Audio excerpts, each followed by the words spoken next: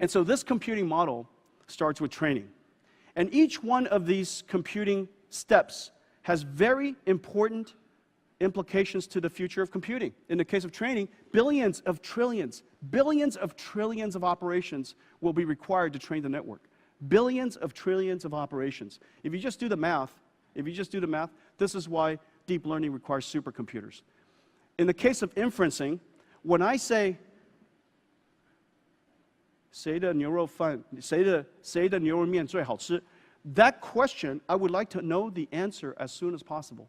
The response time is very important. But very importantly, the number of internet users is so high, and in the future there will be so many internet-connected devices, intelligent devices. The rate at which we inference is vitally important. It is directly translated to the cost of the data center. If the architecture is slow, the response time is not good. If it takes too much computing power, then the cost of the data center is very high. Inferencing is about queries. There will be billions and billions of voice, image, video queries from internet users and devices all over the world. Lastly, device inferencing, device sensing. This requires performance, so the device can operate naturally in the real world, perform the right tasks, and of course it has to be affordable, it has to be energy efficient, because everything in the future will likely be battery powered. And yet, this computing model is so challenging. Google, this is Jeff Dean's slide, and Jeff said that basically in the future of this new computing model, this computing model basically says we need more data, we need bigger models, and we need more computation. In order to develop this software, the recipe is relatively simple, and I will show it to you. It's relatively simple. It's simple in understanding, it's just complex in executing. Microsoft, in just 3 years' time, AlexNet was 8 layers, and the whole network requires about 1.4 billion mathematical operations. Okay, 1.4 billion. And it achieved 16% error rate. 16% error rate, and it was the best in the world. A few years later, Microsoft's deep network, called ResNet, is 152 layers. And the number of layers is going to continue to grow. It's going to continue to grow, and it's 22 gigaflops. 16 times increase in model complexity. 16 times increase in model complexity in 3 years' time.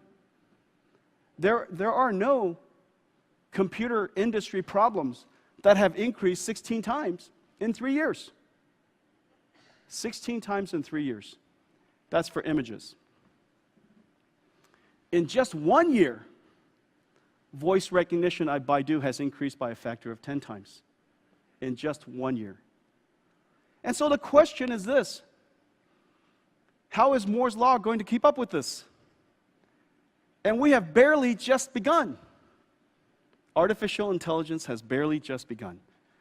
And so, several years ago, starting in the year 2002, we started the journey of the Pascal architecture. Pascal is the brand new GPU that NVIDIA is rolling out into the world right now.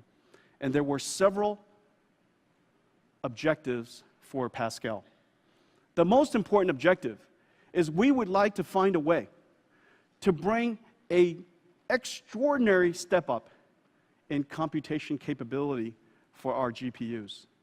Even though it was already ideal for deep learning, I wanted to find a way to increase our rate of performance increase so that we can turbocharge the AI revolution, so that researchers could develop much, much larger models. There are several achievements. First of all, inside our company, we have some methodologies. And one of the methodologies is no single project can take more than 2 or 3 high-risk things, because the probability of success would be very, very low. In the case of Pascal, we took 5 very, very large risks, all at the same time. First, of course, the architecture is completely new.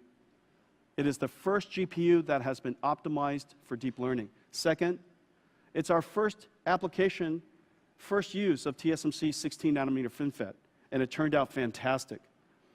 It turned out fantastic.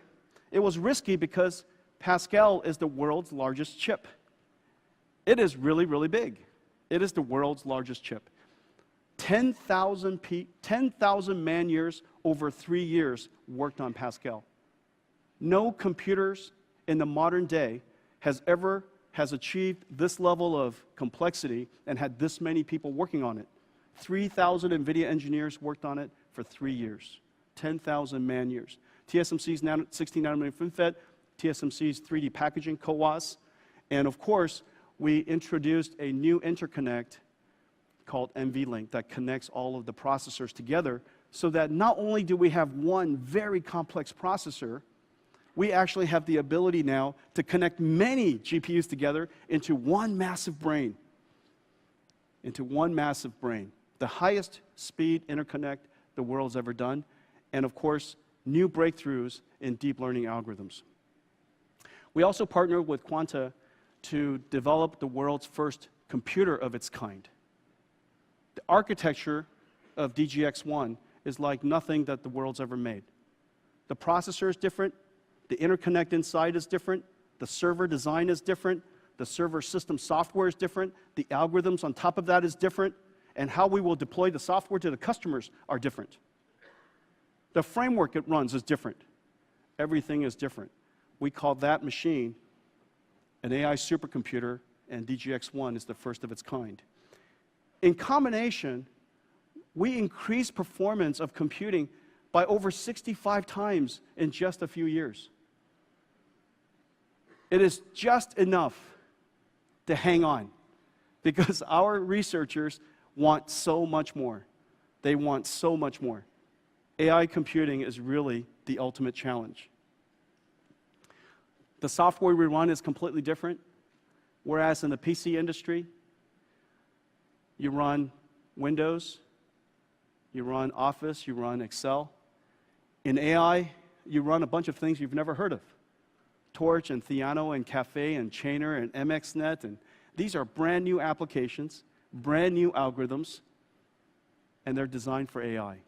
And every one of them, every framework developer on the planet has optimized their network and their framework for the NVIDIA deep learning architecture. So Pascal, 5 miracles. Couldn't have done it without Taiwan. This could not have happened without Taiwan. And so I want to thank all of you for your contributions to this. This is really a big deal.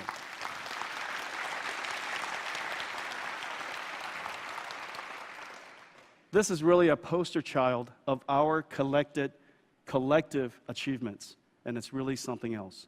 It is really something else. Well, we built this instrument for AI researchers. And in fact, the first customer, even when I announced this, before I walked off stage, the first customer was Elon Musk. Elon sent me an email. He says, can I get the first one?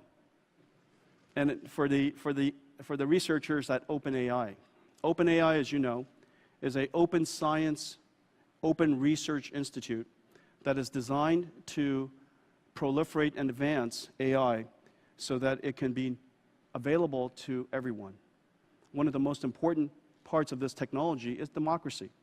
We want to make sure that anybody who can benefit from AI, anybody who wants to use AI can have access to it. OpenAI was the first customer for the DGX-1 and for Pascal.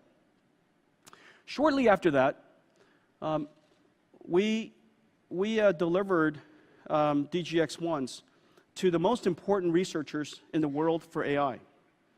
Fei-Fei Li at Stanford, Peter Abil at Berkeley, Yoshua Bengio in Montreal, Jeff Hinton in the University of Toronto, Yann LeCun at the NYU, New York University.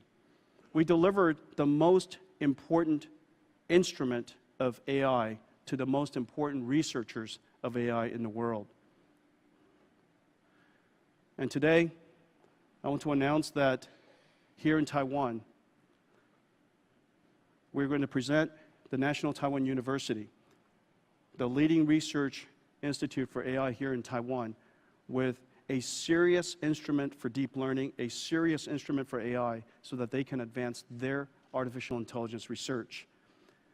Professor Winston Su and his laboratory is doing groundbreaking work in this area.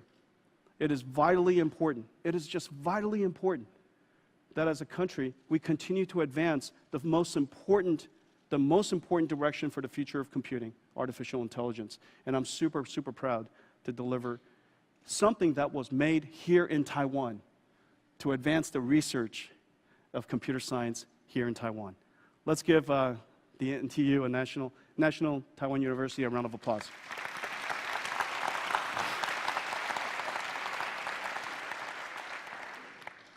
So training, developing the algorithm, training the network, advancing fundamental capabilities of artificial intelligence.